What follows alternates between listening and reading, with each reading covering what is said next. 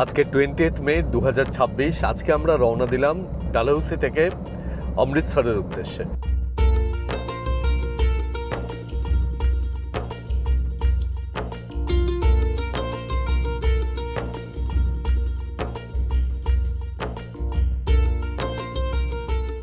ডালহৌসি থেকে অমৃতসরের দূরত্ব 198 কিলোমিটার, ওই 200 কিলোমিটার মতন। মোটামুটি 5 থেকে 6 ঘন্টা সময় লাগে এবং আমরা মোটামুটি এখন পৌঁছে গেছি পাঞ্জাবে, অর্থাৎ পঞ্চনদের দেশ, ভারতের অন্যতম কৃষিতে অগ্রসর রাজ্য এবং বলা যেতে পারে যে সবুজ বিপ্লব যে রাজ্যে এক উল্লেখযোগ্য ভূমিকা নিয়েছিল।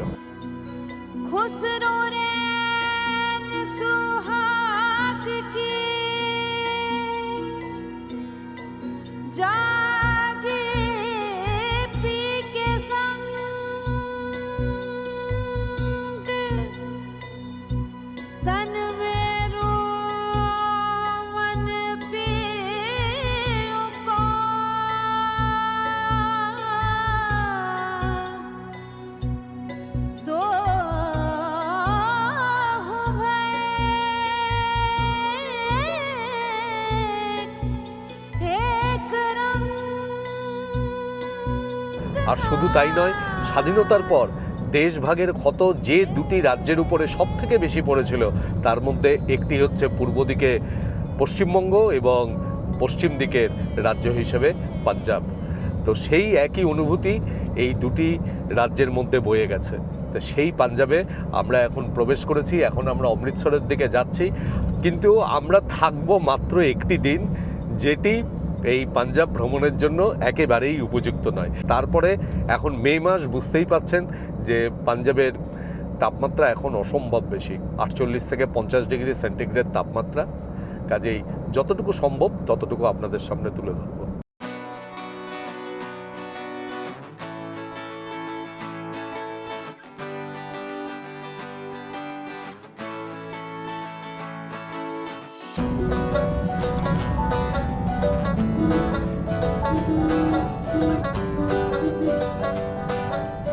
আর আমাদের এই অনিলজি আজ বহুত খুশ হ্যায়। বিগত 9 দিন ধরে আমাদের সাথে ঘুরছেন, আজ নিজের রাজ্যে প্রবেশ করেছেন। ইনি পাটিয়ালার লোক। কাজে পাঞ্জাবে ঢুকেই আর কি ভাব সব বদলে গেছে।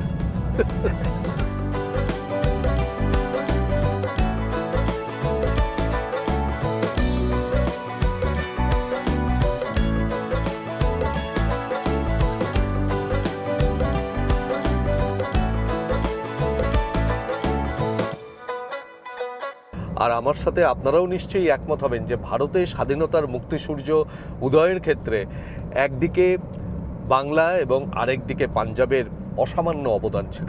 এবং পাঞ্জাবের সেই ভয়াবহ স্মৃতি যা 1919 সালে জালিয়ানওয়ালাবাগে সংঘটিত হয়েছিল এবং তার প্রতিবাদে রবীন্দ্রনাথ ঠাকুর নাইট উপাধি পরিত্যাগ করেছিলেন, এই সকল বিষয়গুলো পাঞ্জাবের ক্ষেত্রে অত্যন্ত উল্লেখযোগ্য বিষয়। পাঞ্জাব কেশরী লালা লাজপত রায় এবং আমাদের রাসবিহারী বসু, যিনি পাঞ্জাবে এসে স্বাধীনতার ক্ষেত্রে বিরাট কাজ করেছিলেন। আর আরও একটা বিষয় বলবো যে কৃষি এবং শিল্প ছাড়াও এই পাঞ্জাবের মানুষদের কাছে আরেকটি অত্যন্ত উল্লেখযোগ্য পেশা হলো সেনাবাহিনীতে যোগদান। আপনি প্রতি পাঞ্জাবি পরিবারের মধ্যে অন্তত 2-3টে জেনারেশনের মধ্যে কাউকে না কাউকে আপনি দেখবেন যে তারা সেনাবাহিনীতে যোগদানের মাধ্যমে দেশের সেবা করেছেন। এইটা কিন্তু একটা অন্যতম উল্লেখযোগ্য বিষয়, যেটা ভারতের অন্য কোনো রাজ্যে এত বেশিভাবে মানে পারিবারিকভাবে সেনাবাহিনীতে যোগদানের প্রবণতা কিন্তু কোথাও দেখা যায় না।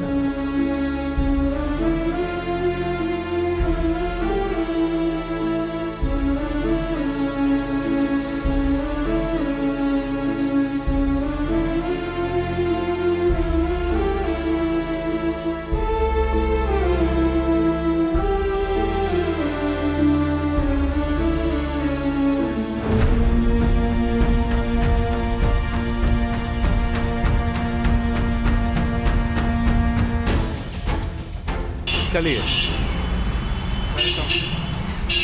हमारी भी क्या करेगी। পর্যন্ত খোলা থাকে, চলো দেখি।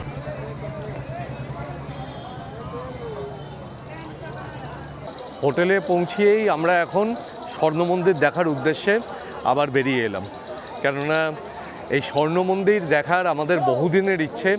এটাই আমাদের অমৃতসরের মুখ্য উদ্দেশ্য। আর তার সাথে আমরা চেষ্টা করেছিলাম যে জালিয়ানওয়ালাবাগের লাইট অ্যান্ড সাউন্ডটা দেখব। সন্ধেবেলায় 6টা থেকে 7টা পর্যন্ত লাইট অ্যান্ড সাউন্ড হয়, কিন্তু আমরা এসেই পৌঁছালাম 8টার সময়, কারণ আমাদের ড্রাইভারজি আবার রাস্তা হারিয়ে ফেলেছিলেন। তো যাই হোক, তা এখন আমরা হোটেলে পৌঁছে তারপরে আমরা আবার এখন স্বর্ণ মন্দিরের উদ্দেশ্যে যাচ্ছি।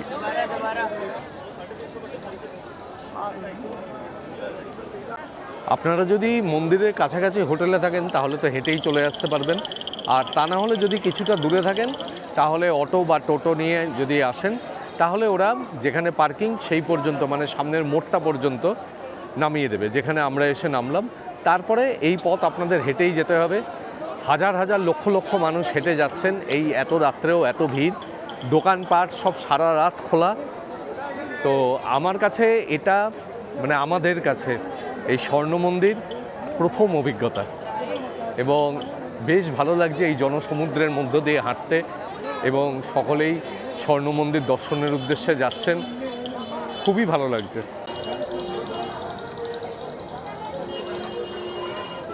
এই দিকে জুতো রাখার ব্যবস্থা আছে, এই কাউন্টারে আমরা জুতো রাখলাম।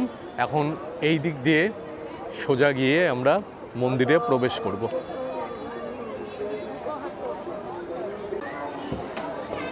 মন্দিরে ঢোকার মুখেই এখানে হাত ধোয়ার ব্যবস্থা হয়েছে। বাবুর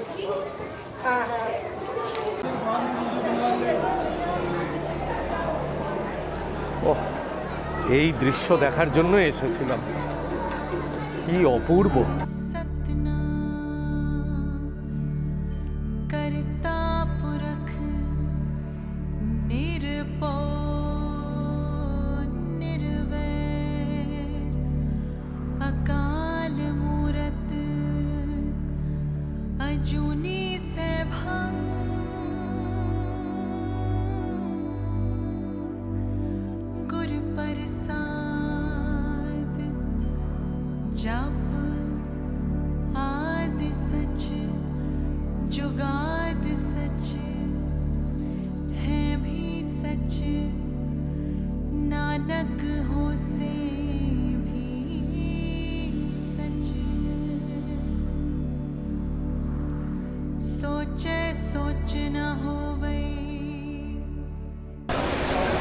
এই রাত্রেও এত ভিড়, আমরা এখন লাইনে দাঁড়িয়ে রয়েছি।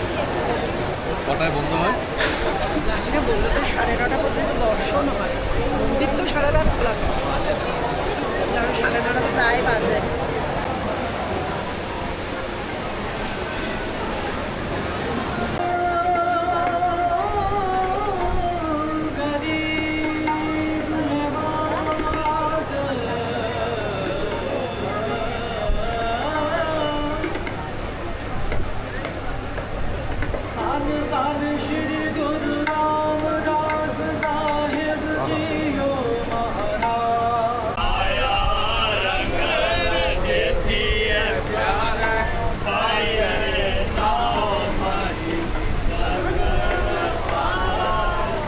মানে কি বলবো, আমার জীবনের একটা অন্যতম স্বপ্ন পূরণ হলো। রায়েরও প্রচণ্ড ইচ্ছা ছিল, কিন্তু ও তো পেলো না দেখতে, পরে আসবে কখনো। কিন্তু দারুণ লাগলো, দারুণ।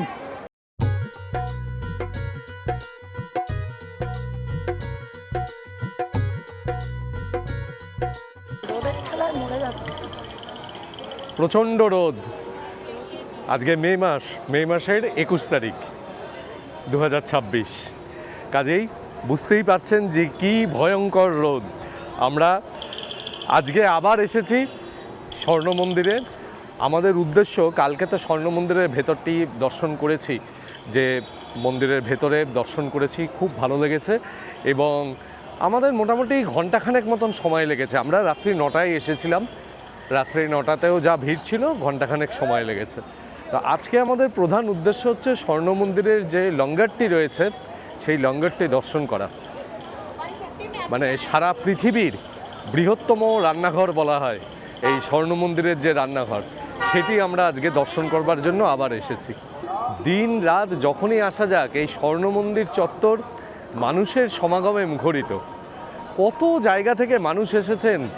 এই সকল জায়গাগুলিতে আসলে বোঝা যায় যে সত্যিই জাতি, ধর্ম, বর্ণ নির্বিশেষে ভারত এক মহামানবের মহামিলন ক্ষেত্র।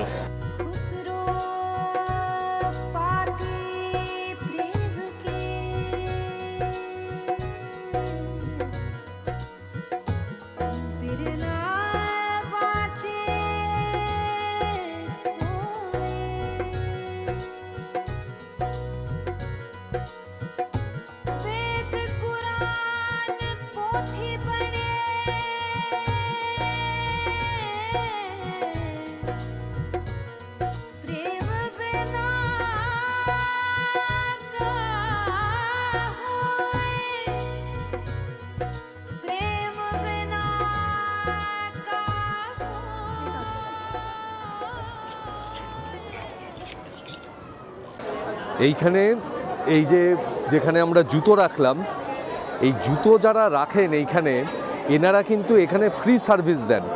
এনারা প্রত্যেকেই বিভিন্ন পরিবার থেকে আসেন এবং তারা অবসর সময়ে এসে এখানে ফ্রি সার্ভিস দেন। আপনার কাছ থেকে এনারা জুতো নিয়ে এখানে মানে অত্যন্ত সম্মানের সঙ্গে আপনাকে নমস্কার করবে জুতো নেওয়ার আগে, নিয়ে তারপরে আপনার জুতোটি রাখবে। আর এই জুতো ঘরের পাশেই এখানেই দেখবেন যে বিভিন্ন জায়গাতে এরকম কাপড় রাখা রয়েছে। এই কাপড় মাথায় বেঁধে তারপরে মন্দিরে প্রবেশ করতে হবে। একটু আগে আপনারা যে দেখছিলেন যে আমি মাথায় টুপি দিয়েছিলাম, সেই রকম টুপি মাথায় দিয়ে মন্দিরে প্রবেশ করা যাবে না। আর মহিলাদের মাথায় কাপড় দেওয়া থাকবে বা ওড়না দেওয়া থাকবে। এই জিনিসগুলি পরে মন্দিরের ভেতর ঢোকা যাবে না। মন্দিরের সামনে দিয়ে এই জলধারা বয়ে যাচ্ছে, নিজের থেকেই আপনার পা ধুয়ে আপনি প্রবেশ করবেন। এই স্বর্ণ মন্দিরে এসে আজকে এখানে লঙ্গরের প্রসাদ গ্রহণ করলাম। তারপরে এই সর্দারজির সাথে আমাদের আলাপ হলো। তিনি আমাদের রান্নাঘরের যেখানে রান্না হয় সেই জায়গাটি দেখালেন। কিন্তু আমি ওখানে ভিডিও তুলতে যাওয়াতে উনি বললেন যে দেখুন, এখানে আমরা যে রান্না করি এটা আমরা একটা সেবার মনোভাব নিয়ে করি। ওখানে যে সর্দারজির সাথে দেখা হলো, তিনি যখন এই লঙ্গরের যেখানে রান্না হয় সেখানে গিয়ে যখন বললেন যে এই কাজটা আমরা করি সেবার অনুভূতি নিয়ে, প্রচারের জন্য নয়, তখনই আমি বুঝলাম যে উনি কি বলতে চাইছেন। আমি তখন ওনাকে বললাম যে আপনাদের এই রান্নাঘরের ছবি, এই আপনাদের এই কড়াইয়ের ছবি তো অনেক ভিডিওতে দেখেছি। উনি বললেন গলত কাম জো করতে হ্যায় লেকিন সহি কাম আপনি দিল সে করনা চাহিয়ে, উসসে সুখ মিলতা হ্যায়। কত বড় একটা কথা বললেন। স্বর্ণ মন্দিরে এসে কখনো মনে হয় না যে একটা ধর্মক্ষেত্রে এসেছি, সবসময় মনে হয় যে এটি একটি মানব সেবার কেন্দ্র। অসাধারণ অভিজ্ঞতা হলো আমাদের। এই যে সর্দারজি আমাদের নিজে হাতে চা বানিয়ে এনে দিলেন, সে জোর করে করে বলছে একটু হালুয়া খেয়ে যাও। তার আগেই আমরা যেহেতু বসে খাবার খেয়েছি, পেটে জায়গা নেই, তবুও ওনার ওই যে ভালোবাসা, ওই যে আন্তরিকভাবে বলা যে একটু হালুয়া খেয়ে যাও, সেটাকে না করতে পারলাম না। ওনারা দাঁড়িয়ে আছেন যে আমাদের যে এঁঠো বাসনগুলো কে নেবেন, একটা ছোট্ট জায়গার মধ্যে লাইন করে দাঁড়িয়ে আছেন। ওখানে হয়তো 4 জন লাইনে দাঁড়ালে ওই থালাগুলো পাস করিয়ে দেওয়া যায়, সেখানে উনি হয়তো 20 জন দাঁড়িয়ে আছে। ওই এঁঠো থালাটা জিগজ্যাগ ওয়েতে ওনার কাছে পৌঁছাবে বলে, মানে সবাই যাতে ওটা স্পর্শ করতে পারে। যে জলের পা ধুয়ে আমরা ভেতরে ঢুকছি, সেই পা ধোয়া জল মুখে দিচ্ছে, মাথায় ছিটাচ্ছে। আমরা যখন গঙ্গা জল করি, ওরা ওই পা ধোয়া জলকে করছে, জুতো রেখে প্রণাম করছে। সত্যি কথা, ভারতবর্ষের বোধহয় বিভিন্ন জায়গায় ঘুরি বলেই এই বিরল অভিজ্ঞতাগুলোর সম্মুখীন আমরা হতে পারি। সত্যিই তাই, মানে ভ্রমণের এটাই হচ্ছে সার্থকতা, যে মানুষকে দেখা। এক মহামানবের মিলন ক্ষেত্র আমাদের এই দেশ। এক অপূর্ব অনুভূতি হলো এই স্বর্ণ মন্দিরে এসে। এটা যেটা বললো, স্বর্ণ মন্দির থেকে বেরিয়ে এখন আমরা কোথায় বসে আছি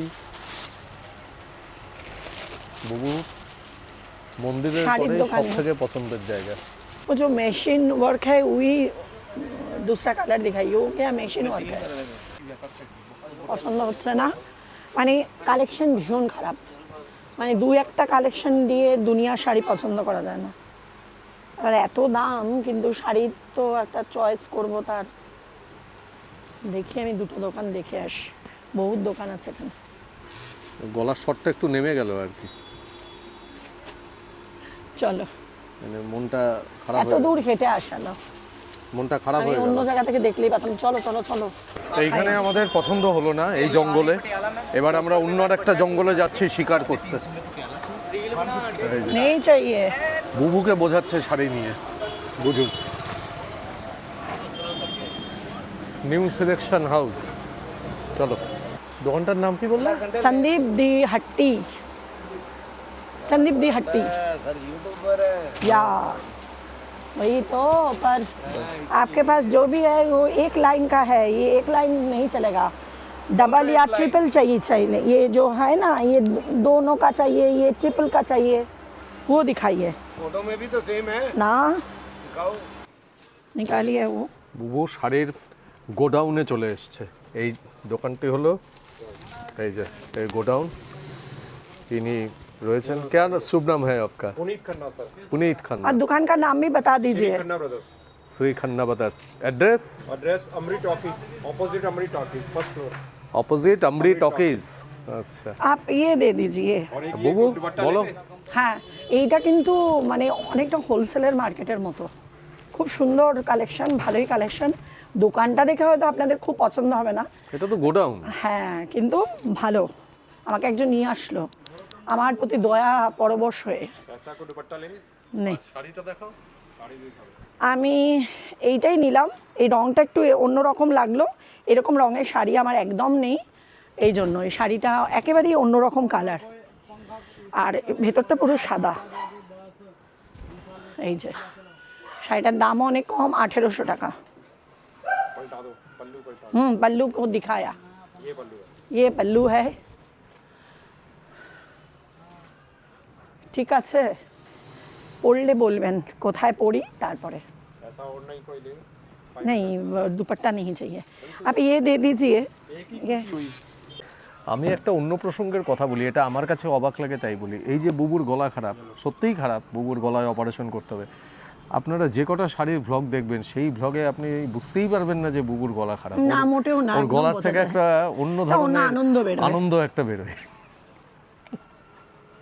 ऐसे बोलते हैं हमको, हम जब खरीदारी करते हैं ये सब बोलते हैं। এইটা কি ভালো নাকি ওইটা ভালো? ये भी अच्छा है, वो भी अच्छा है, दोनों भालो है, ले लो कौन सी जे ज्यादा है? दोनों नहीं, ভালো ऐसे है। अच्छा होता है ये। दोनों दे अच्छा। दूं? नहीं नहीं, ये अच्छा है ना, এটাই এটাই বেশি ভালো। ভালো। হ্যাঁ One ये more और कर वो, लो। One more। ऑन मोड नहीं, ये लो बड़ा 13 नहीं नहीं नहीं। বলো তাহলে। হ্যাঁ, অটো নেবে না? বাহ, তাহলে আমাদের পাঞ্জাব অভিযান সফল। সফল। এই যে অটো নেবে, হ্যাঁ, নিয়ে নাও। ইয়েতে যাবে না? নিয়ে নাও, নিয়ে নাও। জালিয়ানওয়ালা বাগে? হ্যাঁ চলো। কেনাকাটা করে নিয়ে এখন আমরা অমৃতসরের একটি বিখ্যাত জায়গায় এলাম, সেটি হলো পার্টিশন মিউজিয়াম, যে 1947 সালে ভারত এবং পাকিস্তানের যে বিভাজন এই পাঞ্জাবের উপর দিয়ে হয়েছে, সেই পার্টিশনের বিভিন্ন বিষয় এই মিউজিয়ামে সংরক্ষিত রয়েছে। পশ্চিমবঙ্গ ভারতের পূর্ব দিকে এবং পাঞ্জাব ভারতের পশ্চিম দিকে, এই দুটি রাজ্যের উপরেই দেশ বিভাগের সবথেকে বড় প্রভাব পড়েছিল। সবথেকে বেশি দেশ বিভাগের ফলে ক্ষয়ক্ষতি এবং যা চাপ দেশ বিভাগের ফলে জনসংখ্যাগতভাবে সেগুলি বহন করতে হয়েছে, এই দুটি রাজ্যই সবথেকে বেশি বহন করেছিল। এখানে ফটোগ্রাফি প্রহিবিটেড। আমরা যার জন্য এই মিউজিয়ামের কোনো ছবি ভেতর থেকে আপনাদের দেখাতে পারছি না, আমরা গিয়ে মিউজিয়ামটি দেখে আসি এবং আপনারা অমৃতসরে আসলে অবশ্যই এই পার্টিশন মিউজিয়ামটি দেখবেন। এই পার্টিশন মিউজিয়ামটিতে আসলে আপনাদের এত ভালো লাগবে। আমি যে একটু আগে বলছিলাম যে ভারতবর্ষের স্বাধীনতায় একদিকে যেমন বাংলা এবং অপরদিকে তেমনি পাঞ্জাবেরও কিন্তু সমান ভূমিকা রয়েছে, এবং পার্টিশনের যে দগদগে ক্ষত, সেই ক্ষত কিন্তু সমানভাবে বহন করেছে ভারতের এই দুটি রাজ্য। এইখানে এসে ভারতের স্বাধীনতায় বাংলা এবং পাঞ্জাব উভয়ের ভূমিকা আপনি সমানভাবে অনুভব করবেন। বিভিন্ন বিপ্লবীদের কথা রয়েছে, বাঙালি বিপ্লবীদের এবং পাঞ্জাবি বিপ্লবীদের, এবং তার সাথে সাথে এখানে বিভিন্ন বাংলায় দেশাত্মবোধক গান বাজানো হচ্ছে। আমরাও শুনলাম ভেতরে খুব আস্তে মৃদুস্বরে বাজছে আমার সোনার বাংলা আমি তোমায় ভালোবাসি। এখানে নিরঞ্জন বোস তার এখানে যে ফাঁসির অর্ডার হয়েছিল সেই অর্ডারের রেপ্লিকাটি রয়েছে, তারপরে মানে অরিজিনাল কপিটি রয়েছে। তাছাড়াও এখানে রাসবিহারী বসুর কথা লেখা রয়েছে, এখানে সুনীতি ঘোষের কথা লেখা রয়েছে। বিভিন্ন ক্ষেত্রে এখানে বিভিন্ন জায়গায় ছবির মাধ্যমে যে এই দুটি রাজ্যের ভারতের স্বাধীনতায় কী ভূমিকা সেগুলি তুলে ধরা হয়েছে। এইবারে আমরা এই পার্টিশন মিউজিয়াম দিয়ে বেরিয়েই আমরা এখন যাচ্ছি জালিয়ানওয়ালাবাগের দিকে। এই পার্টিশন মিউজিয়ামের পেছনের দরজা দিয়ে বেরোবেন, বেরিয়ে এখান থেকে মিনিট 5 হেঁটে গেলেই জালিয়ানওয়ালাবাগ। এই সোজা হেঁটে এসে এইখানেই দেখবেন রয়েছে শহীদ স্মারক। এই শহীদ স্মারক থেকে ডান দিকে যে রাস্তাটি চলে গেছে সেই রাস্তাটি গেছে স্বর্ণ মন্দিরের দিকে, আর শহীদ স্মারকের ঠিক পিছনেই জালিয়ানওয়ালাবাগ। ব্রিটিশ ভারতের ইতিহাসে সেই কুখ্যাত স্থান 1919 সালের 13ই এপ্রিল, যেখানে ভয়াবহ গণহত্যা সংগঠিত করেছিল ব্রিটিশ সরকার জেনারেল ডায়ারের নেতৃত্বে। সেই হৃদয় বিদারক স্থান দেখার জন্য আমরা প্রবেশ করছি। এই হলো জালিয়ানওয়ালাবাগের সংকীর্ণ প্রবেশপথ। এই প্রবেশপথের পরে ভেতরের অংশে জালিয়ানওয়ালাবাগের মূল প্রান্তর। সম্পূর্ণ জায়গাটিকে এখন বিভিন্ন মেরামতের মাধ্যমে বিভিন্নভাবে এই জায়গাটিকে আধুনিক রূপ দেওয়া হয়েছে, কিন্তু এর যে প্রাচীন যে প্রাচীরটি অর্থাৎ মূল যে প্রাচীরটি, এই প্রাচীরটিকে অটুট রাখা হয়েছে, এই প্রাচীরটিকে এখনও একই রকমভাবে রাখা হয়েছে। এই জালিয়ানওয়ালাবাগ হত্যাকাণ্ডের পেছনে কিন্তু রাওলাট আইনের একটি বিরাট ভূমিকা রয়েছে।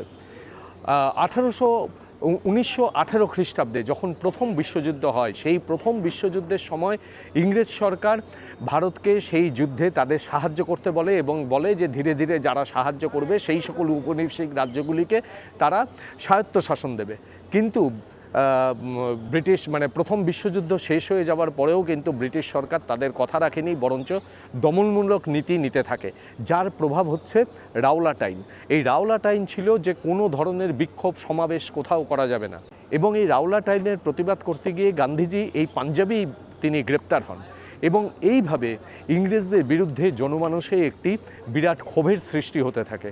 মনে করা হয় যে এই জালিয়ানওয়ালাবাগে যখন বৈশাখী উৎসবের সময় এখানে যারা সংগঠিত হয়েছিলেন, জেনারেল ডায়ার মনে করেন যে ইংরেজদের প্রতি তারা ষড়যন্ত্র করবার জন্য এখানে জমায়েত হয়েছে, এবং সেই কারণে তিনি এই যে রাওলাট আইনকে অমান্য করে এখানে জমায়েত করা হয়েছে সেই কারণ দেখিয়ে তিনি এই জালিয়ানওয়ালাবাগ প্রান্তরের প্রত্যেকটি প্রবেশপথ বন্ধ করে দেন, এবং বন্ধ করে দিয়ে এই আইন ভাঙার অপরাধে তিনি সেই নিরস্ত ধর্মপ্রাণ মানুষগুলির উপরে তিনি গুলিবর্ষণ করেন, এবং এখানে অগণিত মানুষ, অগণিত নারী পুরুষ তারা মারা যান, এবং অনেকে এখান থেকে বাঁচার জন্য তারা এখানে যে কুয়োটি রয়েছে সেই কুয়োতে ঝাঁপ দেন, পাঁচিল দিয়ে ওপরের দিকে উঠতে যান, এবং পাঁচিল পার হতে গিয়েও অনেকে গুলিবিদ্ধ হন। এই জালিয়ানওয়ালাবাগের পবিত্র প্রান্তরে এসে একবার এই পাঁচিলকে হাত দিয়ে স্পর্শ করবেন। এই হচ্ছে সেই পাঁচিল, যে পাঁচিল দিয়ে ঘেরা এই প্রান্তর, এবং যার মধ্যে সেই হাজার হাজার নারী পুরুষ গুলিবিদ্ধ হয়েছিল। আর এইখানে এই যে জায়গাগুলিতে গুলিগুলি এসে পাঁচিলের গায়ে লেগেছিল, এইখানে চিহ্নিত করা রয়েছে সেই জায়গাগুলি। এই জায়গাটি গিয়ে সবাই সেলফি তোলে, এই জায়গাগুলিতে হাত দিয়ে নষ্ট করে, দেয়ালে খুঁটে নষ্ট করে, যার জন্য এখানে এরকম রেলিং দিয়ে দেওয়া হয়েছে। আগে এই রেলিংটি ছিল না। যে কূপটি এখানে প্রচুর মানুষ সেই কূপটিতে প্রাণ বাঁচানোর জন্য ঝাঁপ দিয়েছিল, সেই কূপটিকেও এখন ঘিরে রাখা হয়েছে। এই যে লিখে দিয়েছে এখানে ঘিরে দেওয়ার কারণ হচ্ছে please do not throw money in the well. অনেকে এর মধ্যে পয়সা ফেলে, এটি যেন ভগবানের জায়গা। কাজেই জালিয়ানওয়ালাবাগের এই প্রান্তর, এই রক্তক্ষয়ী প্রান্তর ইংরেজ শাসনের এক নগ্ন রূপ প্রকাশ করে। শুধু তাই নয়, এখানে এসে সেই শহীদদের কথা স্মরণ করতে হয় যারা ব্রিটিশ অত্যাচারের শিকার হয়ে এখানে প্রাণত্যাগ করেছিলেন। আমরা রয়েছি এখন পাঞ্জাবের সেই পুণ্যভূমিতে জালিয়ানওয়ালাবাগে।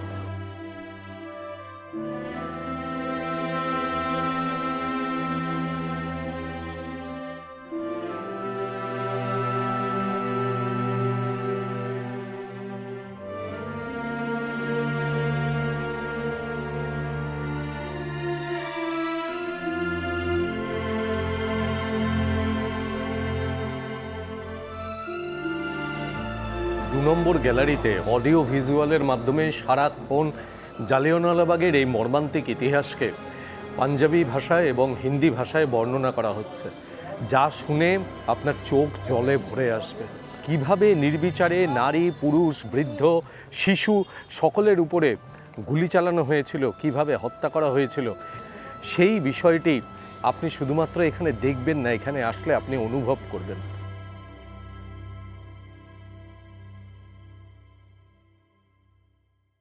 উনিশশো সালে ঘটে যাওয়া এই ভয়াবহ হত্যাকাণ্ডের প্রতিবাদে রবীন্দ্রনাথ তার নাইটহুড উপাধি ত্যাগ করেছিলেন। ভারতের ব্রিটিশ শাসনের ইতিহাসের সবথেকে কুখ্যাত এই হত্যাকাণ্ড এখানে প্রতিদিন ধ্বনি এবং শব্দের মাধ্যমে দেখানো হয়। গ্রীষ্মকালে সন্ধ্যে 7টা থেকে শুরু হয়, গুগলে কিন্তু সময়টা আছে সন্ধ্যে 6টা, কিন্তু এখানে জিজ্ঞেস করলাম, বললেন সন্ধ্যে 7টা থেকে শুরু হয় পাঞ্জাবিতে, এবং তারপরে 8:45 থেকে শুরু হয় হিন্দিতে। 8 ঘন্টা 40 মিনিট করে এক একটি শো হয়। আর শীতকালে এই লাইট অ্যান্ড সাউন্ড অনুষ্ঠানটি হয় বিকেল 5টা থেকে। এই অমৃতসরের বেকারিও কিন্তু খুব বিখ্যাত।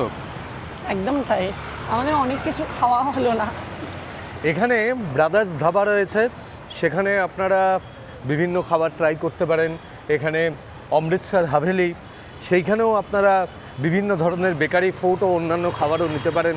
এগুলো সবই কিন্তু এই মন্দিরের যে পার্কিংটি রয়েছে, যে টেম্পল পার্কিং, যেটা মেইন পার্কিং, তারই কাছাকাছি। পাঞ্জাবে মাত্র কয়েক ঘন্টার জন্য এসেছি, কিন্তু এর মধ্যে সমস্ত খাওয়া দাওয়া সম্ভব নয়, কিন্তু লস্যি না খেয়ে পাঞ্জাব ছাড়বো না। তা এখানে এসে আমরা এসেছি জ্ঞান পাঞ্জাবি লস্যি নামে দোকানটায়, আর এর পাশেই আরেকটা লস্যি রয়েছে, জ্ঞান ডি লস্যি। তো আমাদের এই অনিন্দ কথা বলতে বলতে আমি আর লোক সামলাতে পারলাম না, খেয়ে নিলাম। একে তো গলাটা গেছে, আরও যাবে, কিন্তু এই লোক কিছুদিন সামলাবে না। কেমন দিয়েছে? অসাধারণ খেতে, অসাধারণ। এখানকার লস্যি বলে ভারত বিখ্যাত।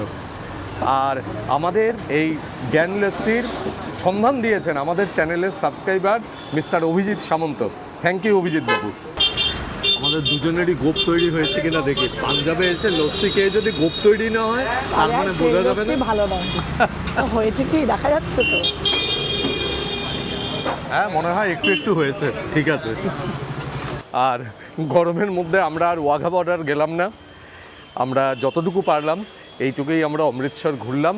এবং আজকে সন্ধেবেলায় অমৃতসর থেকে আমরা যাব দিল্লি, এবং দিল্লি থেকে তারপরে আমরা ফ্লাইটে ফিরব কলকাতা। আর এখানেই আমরা শেষ করছি আমাদের এবারের এই ভ্রমণ। আর আমাদের এই সিমলা, মানালি এবং অমৃতসরের সম্পূর্ণ ভ্রমণ সিরিজটি আপনাদের কাছে কেমন লাগলো সেটা কিন্তু অবশ্যই কমেন্ট বক্সে কমেন্ট করে জানাবেন। ভালো লাগলে চ্যানেলটিকে সাবস্ক্রাইব করবেন এবং বরাবরের মতন আমাদের সঙ্গে থাকবেন। অনেক ধন্যবাদ।